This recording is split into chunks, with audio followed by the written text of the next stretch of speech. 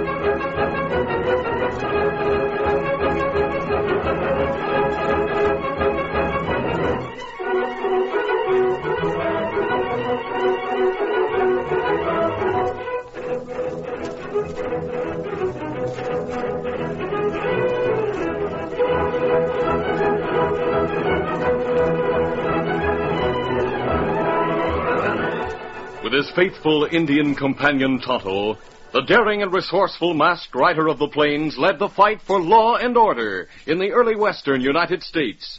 Nowhere in the pages of history can one find a greater champion of justice.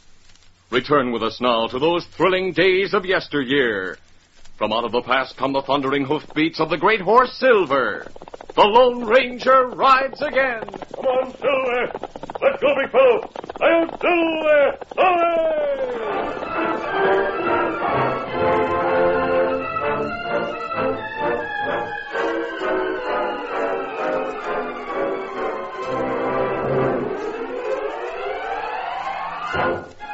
When Tim Tully went to live with his niece Sadie and her young husband Jerry Dunn, folks thought that the old prospector had found peace and contentment.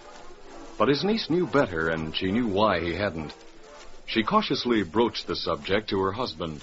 Jerry, there's something I want to talk to you about. I hope you'll understand. What is it, Sadie? Well, would you quit complaining about the high costs of everything when Uncle Tim is around? He might take it personally, you know. Well, why shouldn't he take it personally? If it wasn't for him and his string of pack mules, I might at least be able to pay the interest of our mortgage. Now, Jerry, don't get angry. Uncle Tim's too old to work, and his string of burros live mostly on forage. Forage? I just saw him down at the general store buying oats by the sack for him. And you know who'll have to pay for the oats, me. Why, Jerry, you must be mistaken. I'm sure Uncle Tim is in his room right now. I'm not blind. I know the old critter when I see him. But I see if you do or not. Where you going? To see if he isn't in his room. I know you're wrong. All right, take a look. Well, where is he? He is gone. What's that pinned to the pillow? Looks like a note. I'll get it. Yes, it is a note. It's addressed to both of us. Let's see it. Dear Sadie and Jerry, I hope you don't think I'm ungrateful for the nice things you've done for me, but I've got a bad case of gold fever. When you read this, me and my string of burros will be heading back into the hills. Jerry, he's gone prospecting again, and at his age. What's that postscript at the bottom? Oh, yes. I'm buying my grub stake at the general store. I'm charging it to Jerry. Oh. When I find my bonanza, I'll pay him back. What did I tell you? Charge it to me, the old fraud. But, Jerry, please. He says he'll pay you back sometime. Pay me back when he finds gold. Oh, Sadie, be realistic. That old coot hunted gold all his life, and he never found enough to gild the eye of a sewing needle.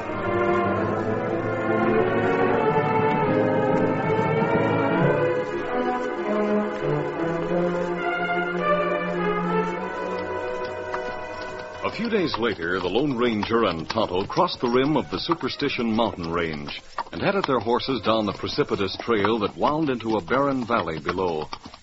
It was early morning, and the cool, dry air carried the fragrant scent of frying bacon. Oh, me smell bacon cooking.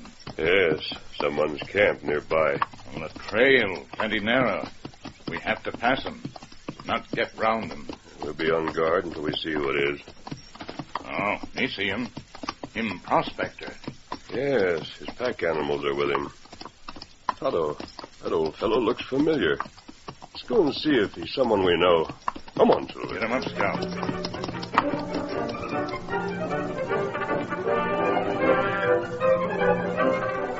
At first, old Tim was somewhat frightened when the Lone Ranger and Tonto came to his side.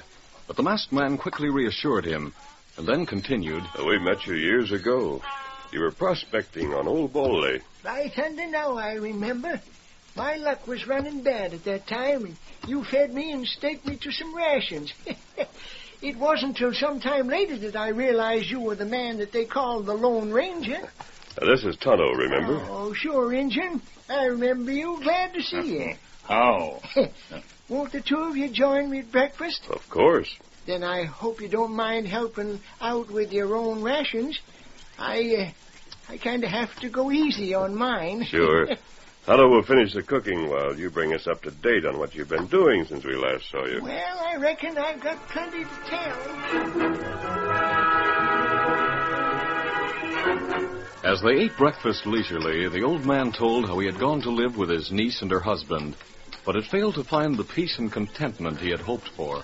Oh, they were hard up, and I was a burden to them. On top of that, when I lit out, I charged my grub stake to Jerry. Now, I want you to do something for me. If I can. Yesterday, I run into a little luck. Not much, but this much. Look into this poke.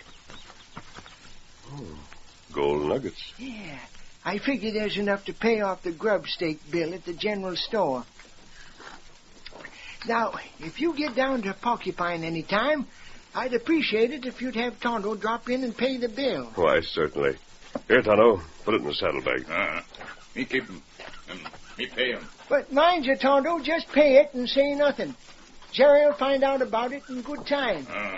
Me just pay. Tim, you're nearly 80, aren't you? I'm past 83. You shouldn't be roaming these mountains at your age. Why don't you go back to your niece? No, I can't do that, my friend. I wasn't happy there. I am happy out here. It's here in the mountains I spent most of my life. It's here I want to die. Then you didn't come back to the mountains in search of gold. No, I came back in search of peace. Sometime if you're passing through here and you see buzzards circling in the sky, it may mean I found it. It's hard to die alone, Tim. It's much easier to die among friends. Well, I'll not go back to Sadie and Jerry and be a burden on them. Tonto, get a piece of paper in the saddlebag, will you? Me get it. How big a piece do you want? Oh, one of those cigarette papers you have there is large enough. Never mind, Tonto, I'll use this paper. Yeah. Tonto and the old prospector watched curiously as the masked man spread the cigarette paper against the side of his boot and with a pencil drew a sketch. When he had finished, he handed it to old Tim. Now, this sketch shows how to reach a place where Tonto and I once camped on the other side of the rim. There's water and forage and plenty of supplies. Yeah? It's a peaceful place, Tim. At least you'll know you'll be found by friends, not buzzards. Yes. Yes, I see what you mean. Come on, Tonto. Let's be going. Here, Scout. Here, Silver. Easy, big fellow. Steady. Scout. Easy, fella. Adios, my friends. But not goodbye, Tim. Come on, Silver. Get him up, Scout.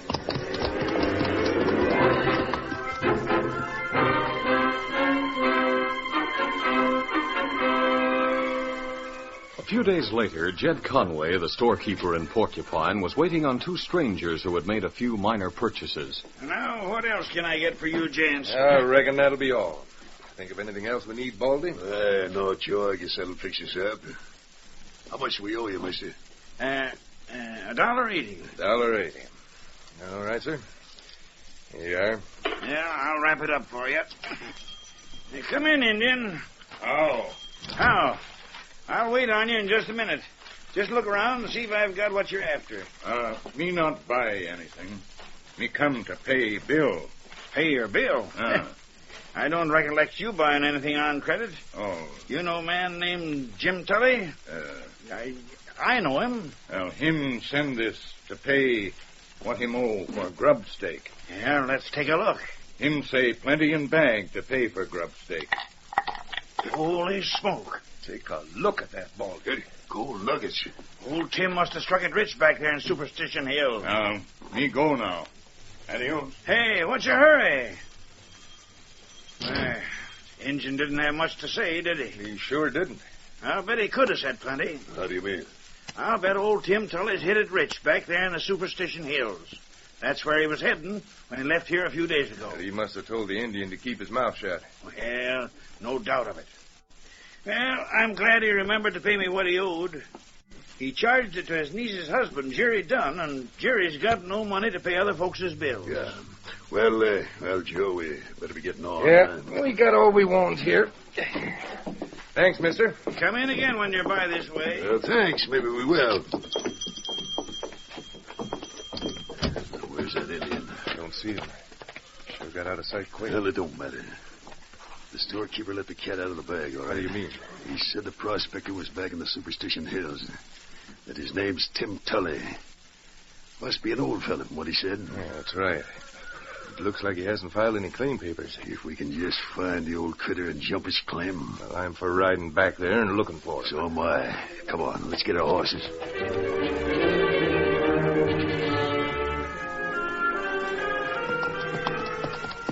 Stop here, Baldy. Oh. What's the matter?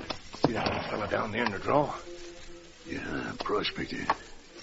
He's putting packs on his burros like he's getting ready to shove off. Maybe he's the one we're looking for. Yeah. Let's get down there. Get up.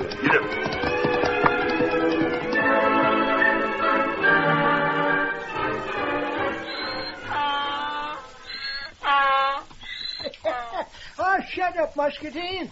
What in thunder are you braying about? Now I see. Company coming.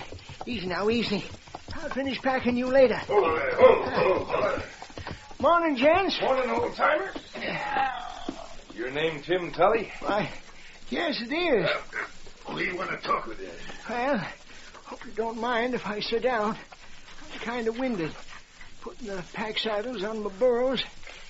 Now, what can I do for you? Hey, we're interested in that mine of yours. Mine? What mine you talking about? Don't waste time on him, Baldy. Get to the point. Yeah, see this? A gun. Now tell us where your mine is or I'll put a slug into you, savvy? Now, put away that gun. Start talking. Where is it? Oh, Hey, what's the matter with him? Well, he's fainted. Well, now what'll we do? Hey, he hasn't been doing any mining around here. He must have been on his way to file his claim, huh? It looks that way. He was packing his burros. He'll have a description of his claim somewhere. You go through his packs and I'll search him. Right. Huh? And don't overlook anything, Baldy. As Joe Spade proceeded to go through the pack saddles, his companion Baldy Pine bent over the prostrate form of the old prospector and went through his clothing carefully. Finally, he turned to Joe. What'd you find, Joe? Not a blame thing but rations and camp gear. Didn't he have any ore samples hid away in him? Not a sample of ore anywhere. No papers with a mine description either. What'd you find on him? Not much more than you did. What do you mean, not much more? Well, found this watch. Good one, too. Take a look at it. Well, at least it's worth something. Well, all we can do is wait till he comes to and give him the workout for talking. Yeah. What you doing? Feeling his heart. Oh, he'll come to in a while. No, he won't come to. The old critter's dead. Dead? Yeah. Now we'll never know where his mine is.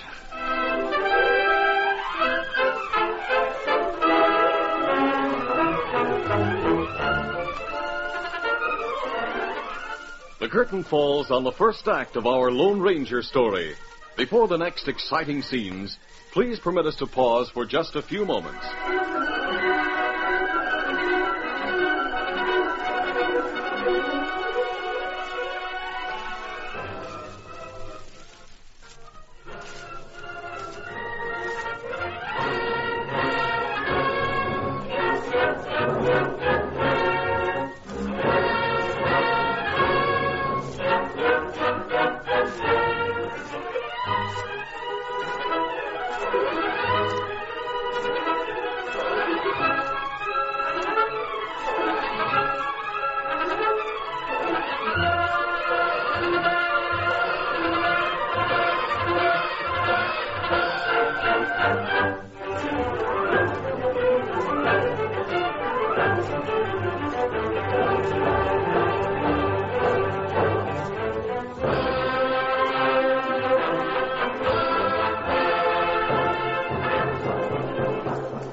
Now, to continue our story. The Lone Ranger and Tonto were returning to their camp in the Superstition Range. For hours, they had been following the narrow trail when the masked man suddenly signaled a halt. Oh, Silver. Oh, very easy now. Tonto, see those buzzards circling in the sky? Ah, we've been watching buzzards. Ordinarily, I wouldn't be concerned about them. But I can't get out of my mind what Tim Tully said the last time we saw him. Oh. Him say, watch for buzzards. Maybe him dead. I'm going to investigate. Let's ride down that way. Come on, Silver. Get him up, Scout.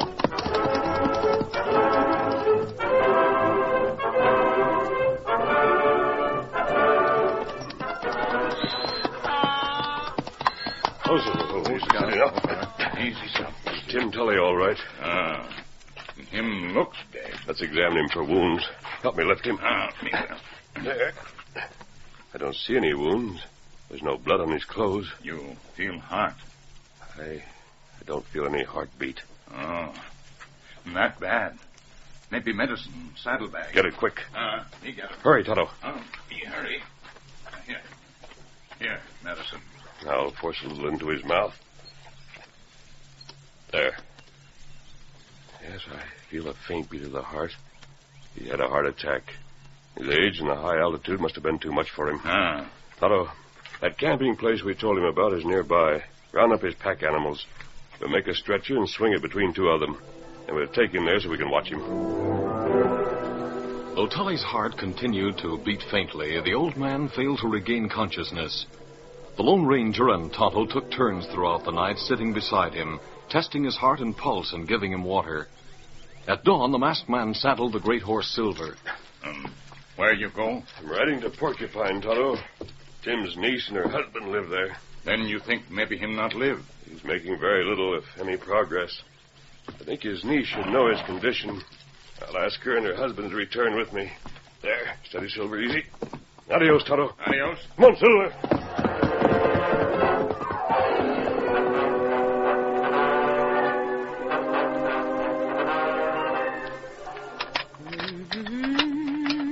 Sadie, where's my hat? In the hall. But where are you going, Jerry? You haven't had your breakfast yet. Jed Conway sent word he wants to see me. Jed Conway? What does he want? I suppose he wants me to pay for that grub stake your Uncle Tim charged to me. You can't pay it. We haven't got the money. You don't have to tell me that, Sadie. I can't even pay the interest on the mortgage, and it's due Saturday. Won't Mr. Conway wait a little longer? Oh, I don't know. I'll just have to tell him I haven't any cash. Jerry was pleasantly surprised to learn that Tim had paid his debt with gold nuggets. Moreover, there was enough of an overpayment to enable the young man to pay off his mortgage at the bank. Thanking the storekeeper, Jerry went to the cafe to wait until the bank was open. There were a number of people in the cafe, among them Joe and Baldy, who had robbed old Tim of his watch. Hey, you have enough to pay for what we just ate, Joe? Me? Why, no. Don't you have any money, Baldy? Well, not enough to pay the bill. I thought you had cash. This is a fine how-to-do. We come in here and eat our fill, no money to pay for it. Well, looks like we'll be washing dishes, Baldy. Not me. I'll walk out of here with a gun in my hand before I'll scrub a dish. Hey, wait a minute. Where's that watch? We can pay up with that and get some cash to boot. Yeah, I forgot about that watch. Here it is. Oh, it's worth plenty as a good watch. Is it running? Well, I haven't wound it since I got it. Now, let's see how you wind it up. Oh, that's a key winder, and you don't have a key. Well, open up the back. Maybe I can wind it with the point of my knife. Hey, something fell out of it. Yeah, piece of paper. Well, let's see it. That's just cigarette paper. Well, why'd the old critter have it in his watch? It must be important. Hey, there's pencil scratching on it, you see? Baldy. Huh? That's what we went looking for. What? Look. You see? Now, this is a trail. And there's them two high mountain peaks drawn east and west of the trail. What's the big X marked here? Why, that's the old critter's mine. There's no doubt of it. Bless my hide. That's what it is. Now, let's get back to the hills and find it. Now, wait a minute. Don't forget, we got to pay for our breakfast. If we're heading back into the hills, we've got to have feed for our horses and grub for ourselves. We can sell the watch. Be quiet. That young fella's coming over here. Mind if I sit down at your table? Well, there's lots of other tables around, mister. Empty ones. I know, but I have to get over to the bank when it opens. From this table, I can see across the street. Why, sure. Sit right down. Glad to have you. Thanks. As Jerry sat down, Joe Spade winked knowingly at Baldy Pine. And then he began to explain to Jerry how they had eaten breakfast, only to learn that they had no money to pay for it. So, someone must have picked our pockets. Yeah, they sure did. We had money last night. Well, I don't have much, but I was lucky today, so I'll pay you, Bill. Oh, no. We wouldn't want you to do that, would we, Baldy? Well, of course not. But we was wondering if you'd buy this watch. What? That'd give us cash to pay our bill and have some to boot. It's a good watch. Where'd you get that watch? Where'd you get it? Yes. Well, I'll tell you, mister. We ran into an old prospector a few days ago. We had plenty of supplies, and he was plumb out. Since we were on our way back where we could get more, well, we sold him our supplies for the watch. I see. You know him? Yes, he's my wife's uncle. I know that watch. He prized it above everything he had in the world. He must have been hard up to sell it to you. I reckon he was, but we didn't know we were taking advantage of him. He did me a favor. Perhaps I can do him one. How much do you want for it? We ought to get $100, and that'd hardly cover the supplies we let him have. Well, it's a good watch. It's worth more than 100. Well, it means I don't make my mortgage payment today. But I'll take it. It's the least I can do for Uncle Tim. After all, it's his money. When Jerry Dunn returned home, he told his wife the good news about the grub stake being paid, and how he had intended to pay the interest on the mortgage with the cash that had been left over. Isn't that wonderful? So you see, Jerry, you misjudged Uncle Tim. I sure did. But I made up for it. Wait till I tell you what happened. Just a moment, Jerry. Someone rode up outside. Oh, he's at the door. I'll answer it. Hey. Who are you? What do you want? A masked man. Now, don't be afraid. I'm here as a friend. And why are you wearing that mask? I came to tell you about your uncle, Tim Tully. Uncle Tim? What about him? Mrs. Dunn, you and your husband should be at his side. I think he's dying. No. Poor Tim. What happened to him? Come in, mister. Thanks. When the Lone Ranger had told how he and Tonto had found the old prospector unconscious and taken him to their camp, Jerry Dunn then brought forth the watch and told how he had obtained possession of it. I don't believe their story. Do you think they lied? Yes, I do. Tim had plenty of supplies when I left him. Then how did the men get his watch? They must have stolen it. Fortunately, you got it back, even though you had to pay for it. Can't we have them arrested? Oh, we're too late, Sadie. I saw them right out of town. It's more important to reach Tim. If we start now, we may be able to reach the camp by tomorrow morning. And I'll get our horses saddled. Sadie, you get ready to leave with us. Yes, I'll be ready. Poor Uncle Tim. A few hours following the Lone Ranger's departure from the mountain camp, old Tim Tully's rugged constitution began to assert itself, and he regained consciousness and demanded food, which was provided by Tonto. Toward morning, Tonto, after a night-long vigil, dozed in front of the fire. He wakened with a start Don't when... make a move, Indian. What you want here? You'll find out. Hey, Baldy, he's the Indian we saw in the store. Yeah, sure it's him. He's got the old man's mind. And look, Baldy. Huh? Look under those blankets there. Why, it's the old prospector himself. Well, I'll be a salamander. And he's alive. Listen to him snore. Him plenty sick. Now you go. Now, cool off, Indian. We're not going nowhere. We come to stay, haven't we, Joe? You bet we have. And come daylight, you can show us that mine around here, Redskin. This no mine. This camp. Hey, you hear that? Someone's coming, Joe. Yeah. The Indian's horse answered the one coming up the trail. We got to get out of sight. Now, listen, Indian. We're taking you with us over yonder in the dark where we can't be seen. But if you let one peep out of you, we'll blast you to the happy hunting ground. Now, come on. Oh, but we will. Let's get out of sight. Get moving, Indian.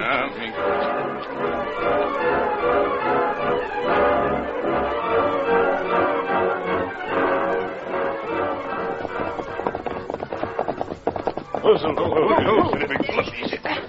There's Uncle Tim. Poor Uncle Hush, Tim. temper yard. Don't make a move. Hey, they're the ones who stole the watch. Don't reach for them guns, Reach for the stars. do as they say. They'll kill you if you don't. Say, Joe, you know this masked hombre? I should. I've been dodging them long enough. You're right, Joe Spade. You and Baldy Pine have jumped your last claim. That's mighty big talk, mister, with your hands in the air. You better watch him, Baldy. He'll go for a gun. He'll go for nothing. I'm shooting him before he gets any big ideas. Well, let him have it then. All right. Keep the rest of them covered. No, you don't. Get your hands up. Get him up. Mind her up, don't shoot. I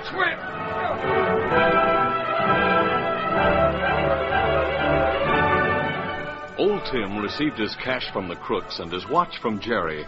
Then, while the Lone Ranger and Tonto tied Joe and Baldy, the masked man explained. These crooks came here because of the map I drew for you, Tim.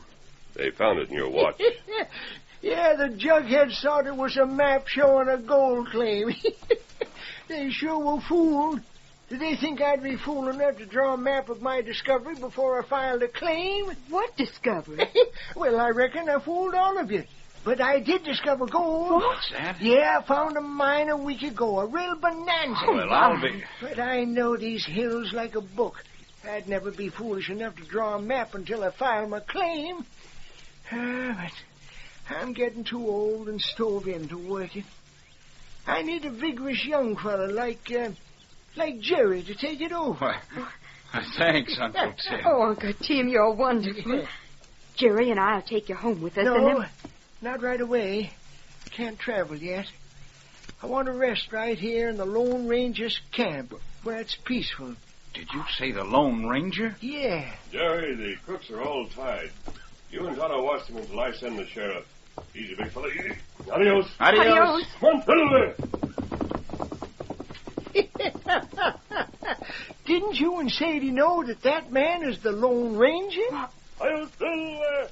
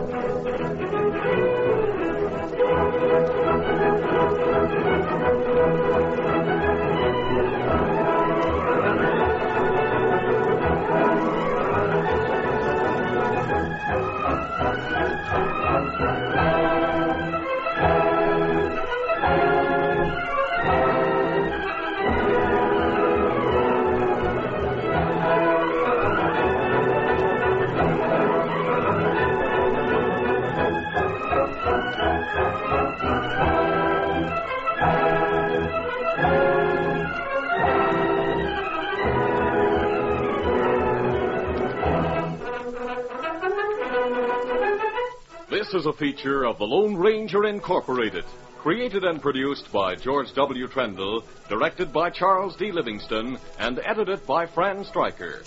The part of the Lone Ranger is... You've been listening to the OTR Gold Network. Find more classic radio at otrgold.com.